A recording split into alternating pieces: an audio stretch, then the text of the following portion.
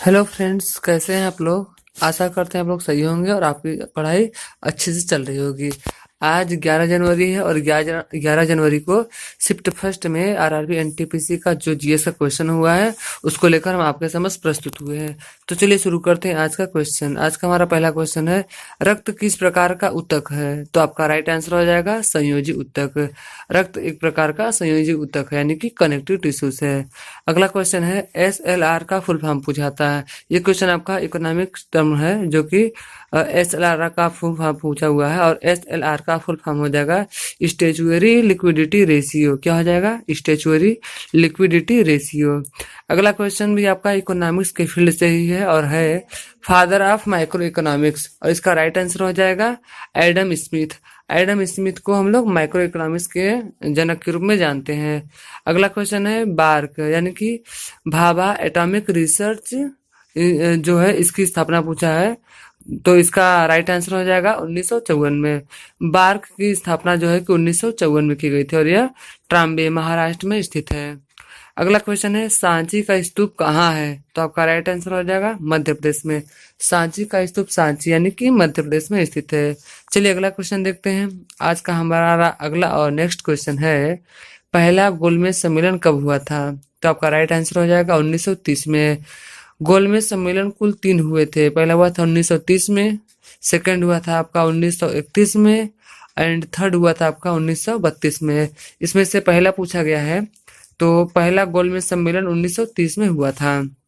और कभी कभी आपसे पूछा जाता है कि महात्मा गांधी ने कौन से गोलमेज सम्मेलन में भाग ली थी। तो महात्मा गांधी ने केवल और केवल दूसरे गोलमेज सम्मेलन में भाग लिया था। अब अगर आपसे पूछ लिया जाए कि किसने तीनों गोलमेज सम्मेलन में भाग लिया था, तो आपका राइट आंसर हो जाएगा भीमराव अंबेडकर। भीमराव अंबेडकर ने तीनों गोलमेज सम्मेलन में भाग लिया था। अगला क्वेश्चन है, भारत रत्न सबसे पहले किसको प्रदान किया गया था या किसको मिला था। तो आप देख सकते हैं भारत रत्न एक साथ 3 लोगों को मिला था, जिसमें सबसे पहले श्री राजगोपालाचारी यानी कि चक्रवर्ती राजगोपालाचारी को, और दूसरा सीवी रमन को, और तीसरा सर्वपल्ली राधाकृष्णन को प्रदान किया गया था। इन तीनों को एक साथ ही जो कि भारत रत्न पहली बार दिया गया था, और तीनों का क्रम ये है। भारत रत्न भारत का सर्वश्रेष्ठ और सबसे प्रतिष्ठित पुरस्कार माना जाता है। भारत का सबसे बड़ा पुरस्कार है। अगर पुरस्कारों की श्रेणी में बात करें तो पहले के बाद दूसरा हमारा जो आता है पद्म विभूषण, उसके बाद पद्म भूषण और पद्मश्री। ये हमारे सर्वोच्च पुरस्कारों का क्रम है। चलिए अगले क्वेश्चन को बढ़ते हैं। आज का हमारा अगला क्वेश्चन है, लालटेन में तेल ऊपर की ओर किस कारण चढ़ता है। लालटेन में जो उसकी बाती में तेल होता है ऊपर चढ़ता है, नीचे से ऊपर किस कारण चढ़ता है। तो आपका राइट आंसर हो जाएगा केशिकत्व। केशिकत्व के कारण जो है लालटेन में तेल ऊपर की ओर चढ़ता है। अगला क्वेश्चन है, IAEA का मुख्यालय कहाँ स्थित है। तो आपका राइट आंसर हो जाएगा वियना। ऑस्ट्रिया की राजधानी वियना में IAEA का मुख्यालय है। अगले क्वेश्चन को बढ़ते हैं। आज का हमारा अगला क्वेश्चन है, भारतीय सिनेमा के जनक कौन माने जाते हैं। तो आपका राइट आंसर हो जाएगा दादा साहब फाल्के। दादा साहब फाल्के को हम लोग भारतीय सिनेमा के जनक के रूप में मानते हैं या जाना जाता है।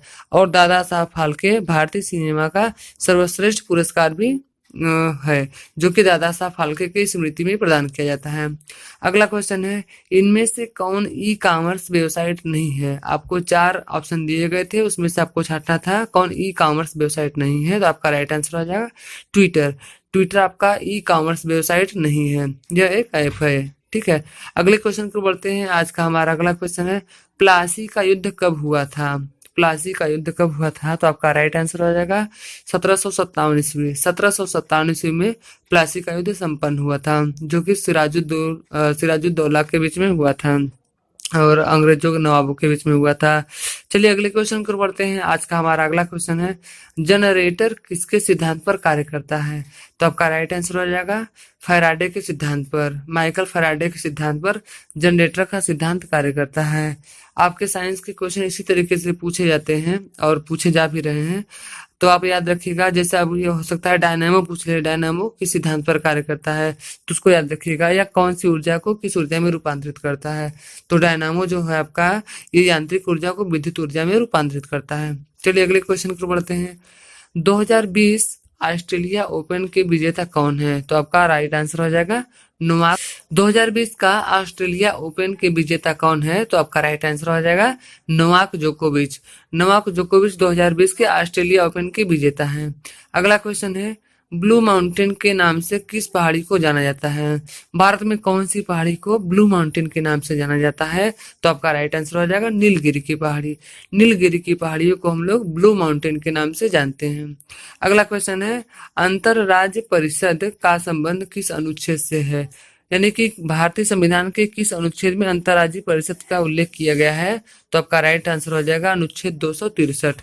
अनुच्छेद 263 में अंतर्राज्यीय परिषद का उल्लेख दिया गया है।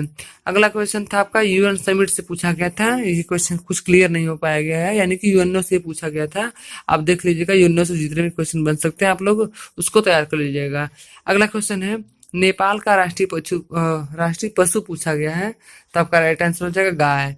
गाय जो है कि नेपाल का राष्ट्रीय पशु घोषित किया गया है। तो ये रहे हमारे आज के जीएस के आए हुए कुछ प्रश्न। आज के वो हमको इतना ही प्रश्न मिल पाया था। आप लोग को अगर कुछ प्रश्न मिले हों तो आप लोग कमेंट करके जरूर बताइएगा। तो चलिए मिलते हैं अगले दिन कुछ नए क्वेश्चन के साथ, जो आपको कल क्वेश्चन पूछे जाएंगे उसको हम बताएंगे। तब तक के लिए धन्यवाद।